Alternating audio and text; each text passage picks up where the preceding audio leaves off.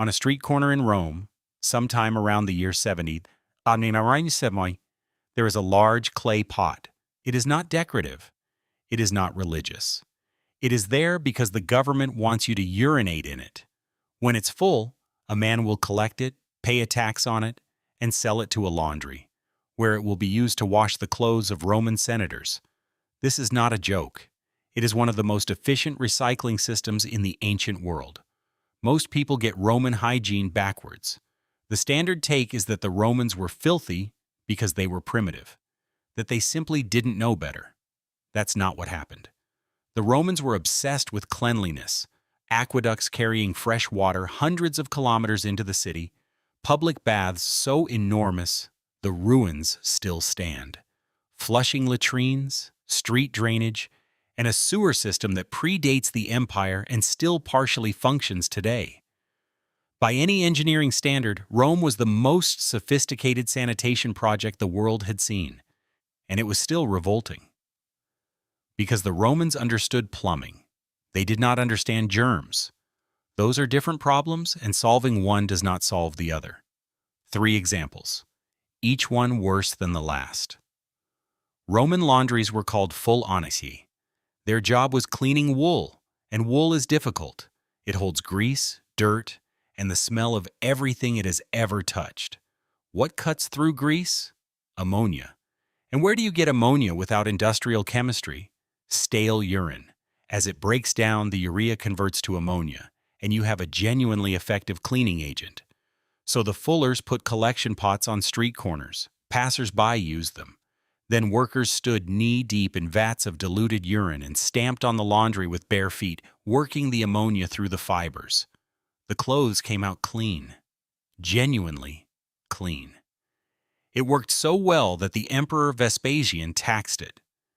His son Titus thought this was beneath the dignity of the imperial office. According to the historian Suetonius, Vespasian held up a coin from the first payment and asked his son whether it smelled. Titus said no. And yet, Vespasian said, it comes from urine. The phrase survives as pecunia non olet. Money doesn't stink. It's still quoted today, usually by people with no idea it originally referred to a laundry supply chain. And there was a second use. The poet Catullus mocked a man named Ignatius for his brilliantly white teeth, because everyone knew how he got them that white. He brushed with urine. And Catullus's objection wasn't hygiene. It was snobbery, a provincial habit, not something a civilized Roman would do.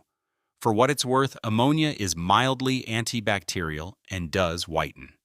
Ignatius's teeth were probably fine. Roman public latrines were communal in a way modern people find genuinely hard to picture.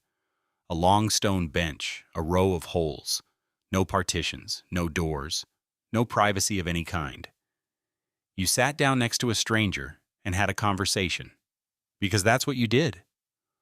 Water ran continuously beneath the seats, carrying waste into the sewers. And there was a second, shallower channel of running water at your feet. That channel was for the sponge. The tersorium was a sea sponge fixed to a wooden stick. You used it, rinsed it in the channel at your feet, and left it for the next person. One caveat, because this is where a lot of internet history goes wrong. The claim that every latrine had a single shared sponge, dutifully reused by everyone, is stated far more confidently online than the evidence supports. Some Romans may well have carried their own, but we know the tersorium existed, and we know it in the bleakest possible way. The philosopher Seneca describes a captured Germanic gladiator due to fight in the arena, who asked to be excused to the latrine. It was the one moment a guarded man might be left alone. Once there, he took the sponge stick and forced it down his own throat and suffocated himself. Seneca tells the story admiringly, as proof that a man determined to die cannot be stopped. He is not appalled by the object. He barely comments on it. That's how ordinary it was. This is the one that actually killed people.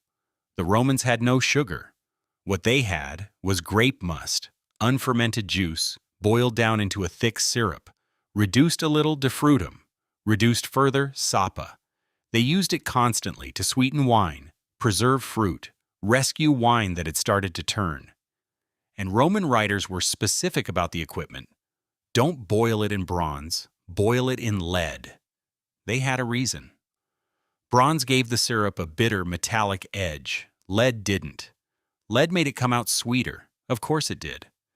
Boiling acidic grape juice in a lead vessel produces lead acetate, a compound so notoriously sweet it was later known as sugar of lead. They had found a real, reproducible improvement in flavor. They tested it. It worked. They were sweetening their food with a neurotoxin, and the sweetness was the poison.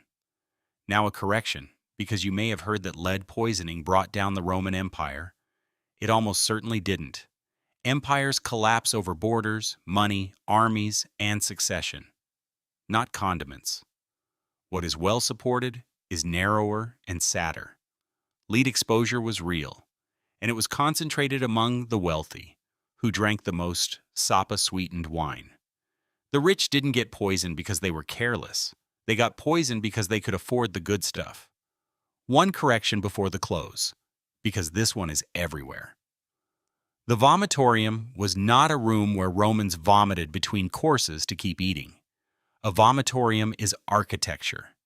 It's the passageway in an amphitheater that funnels crowds to their seats, named from the Latin for to spew forth, because it spews out the audience. The Colosseum had dozens. Their exit corridors. Did some wealthy Romans purge at feasts? Occasionally, but it wasn't routine, and there was no room for it. The Romans did enough genuinely strange things.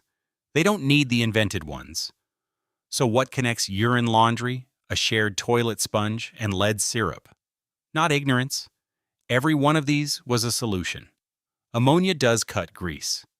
The sponge did work in a city with running water and no concept of contagion. Lead did make syrup sweeter. The Romans were superb empiricists. They tried things, observed results, kept what worked, and industrialized it at a scale nobody would match again for 1,000 years. What they lacked was any way to see the second-order consequence. They could observe that the syrup tasted sweeter. They could not observe the lead accumulating in their bones. That's not primitivism. That's a civilization that had mastered effect and had no access to mechanism, which means the interesting question isn't what the Romans got wrong. It's what we're doing right now that we're equally confident about, and equally unable to see the mechanism of. They boiled their syrup in lead for 400 years, and every single batch tasted better than the alternative.